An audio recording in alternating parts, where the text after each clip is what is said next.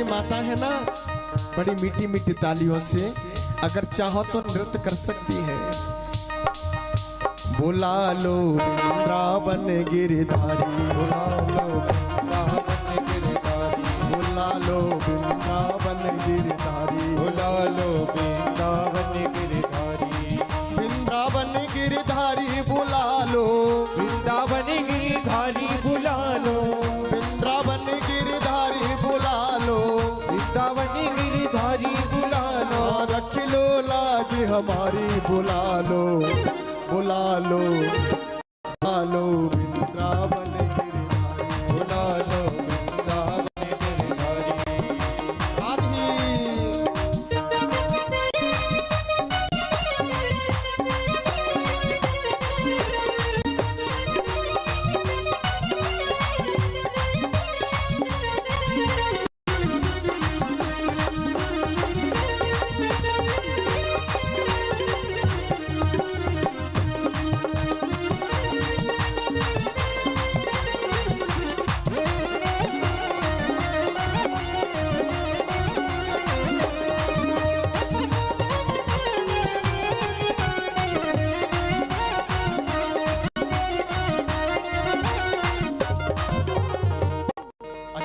बताइए, जो बांके बिहारी जी के चरणों में आ जाते हैं ना, तो जाने का फिर दिल करता है?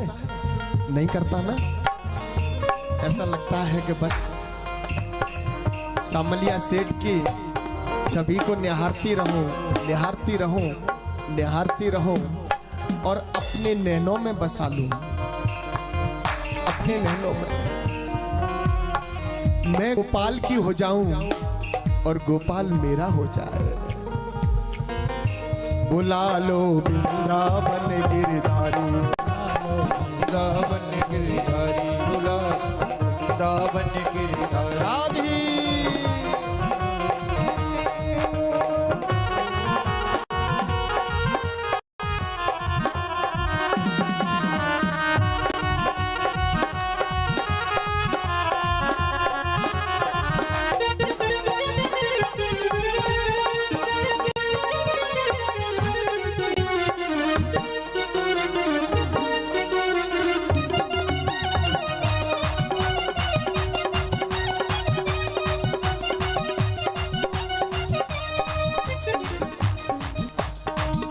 और भक्त ने कैसा भाव बनाया।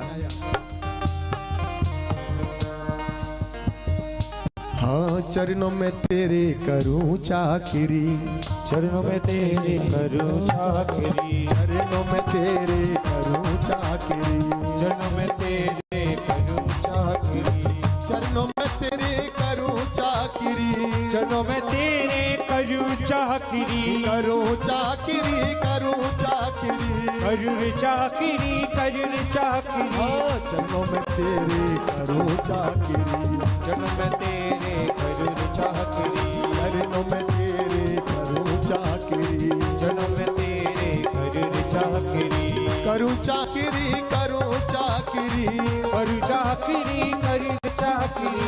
इतनी सी अर्जी हमारी बुला लो। बोल वृंदावन बिहारी लाल की जय हो। बुला लो वृंदावन गिरधारी, बुला लो वृंदावन गिरधारी। राधे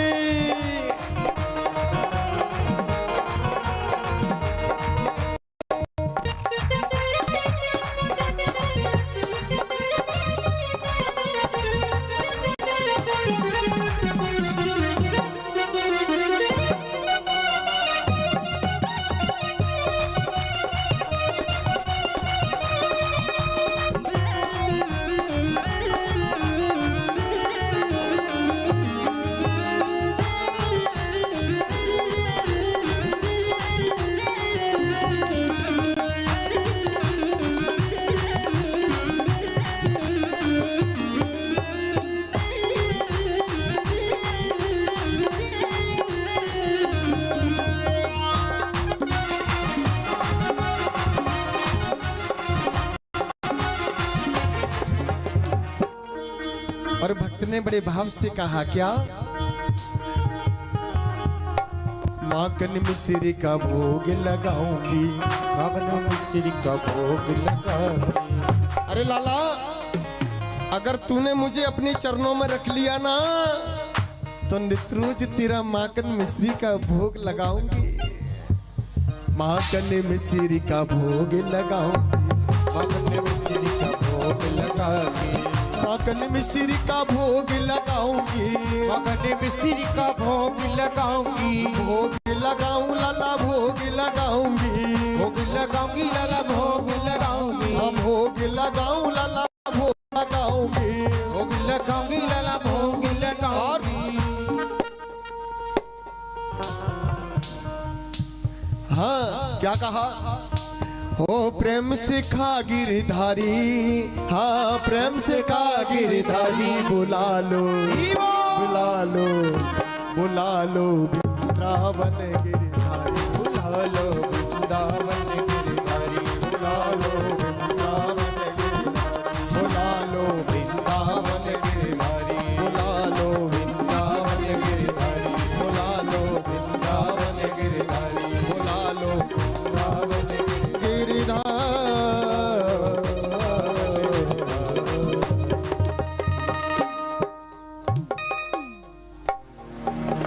माखन मिश्री का भोग लगाऊंगी। नित्रोज माखन मिश्री का भोग लगाऊंगी। बस सुन लो अर्जी हमारी। हे लाला, बुला लो वृंदावन गिरधारी।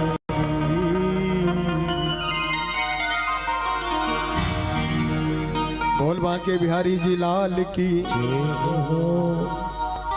मन में बड़ी शंका है, अब मुझे क्या करना चाहिए? जैसे हसनापुर में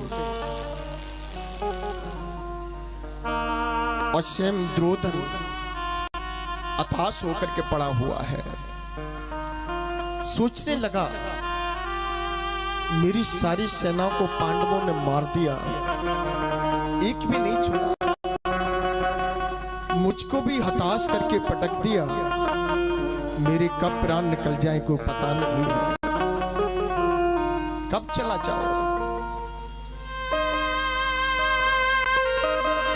इतनी विशाल सेना है पर वे 5 पांडवों का कुछ भी नहीं बिगाड़ पाए। एक मन में ख्याल आता है कि जिसके सिर पे और स्वयं गोविंद का हाथ रखा हो, उसे भला कौन मार सकता है? कौन मार सकता है? इतने में अश्वत्थामा आया। अश्वत्थामा ने आकर के देखा कि महाराज आप क्यों रुदन करते हो, किसके लिए रोते हो, मुझे बताइए।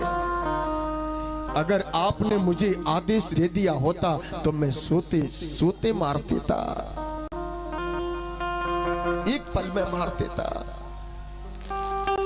5 पांडवों को जिंदा नहीं छोड़ता। पर आपने मुझे कभी आदेश नहीं दिया, मुझे आदेश दीजिए,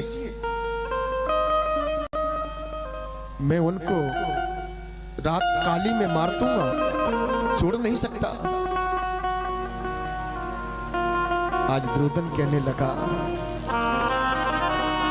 कि जाको के साया और मार सके न को, बाल न बांका कर सके जो जग बैरी हो।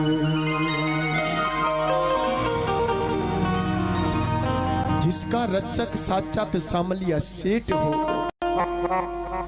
जिसका रक्षक साक्षात बांके बिहारी जी हो, जिसका रक्षक साक्षात मेरा गोविंद हो, जिसका रक्षक स्वयं राम हो, उसका कोई बाल भी टेढ़ा कर सकता है? और अश्वत्थामा, और तू कहता है कि मैं उनको सोते हुए मार दूंगा, मैं जने भी नहीं दूंगा। क्या महाराज मुझ पे विश्वास नहीं है? मुझे आदेश दे दीजिए। आज मेरे गोविंद, मेरी सरकार पांचों पांडवों को लेकर के नहीं उस कच्छ में से, उस पांडाल में से और दूसरी जगह विश्राम करने के लिए जाते हैं। वहां द्रौपदी के पांचों पुत्र और रात काली में विश्राम करते हैं। न जाने कहां से आधी सी रात्रि निकली और न जाने कहां से अश्वत्थामा आया।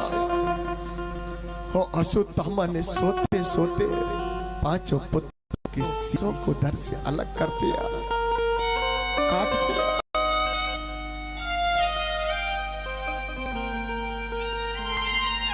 उस पापी को बिल्कुल तरस नहीं आया।